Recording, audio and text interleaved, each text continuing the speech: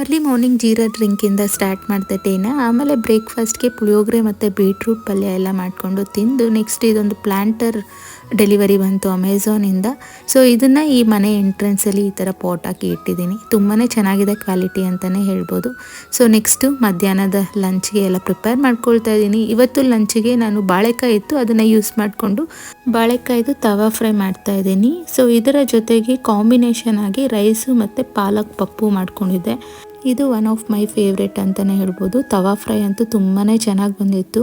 So ಬಿಸಿ ಬಿಸಿ ಅನ್ನ ಜೊತೆಗೆ ಪಾಲಕ್ ಪಪ್ಪು, ಉಪ್ಪಿನಕಾಯಿ, ತುಪ್ಪ ಹಾಕ್ಕೊಂಡು ಈ ಬಾಳೆಕಾಯಿ ತವಾ ಫ್ರೈ ತಿಂತಾಯಿದ್ರೆ ಅಂತೂ ನೆಕ್ಸ್ಟ್ ಲೆವೆಲ್ ಅಂತಲೇ ಹೇಳ್ಬೋದು.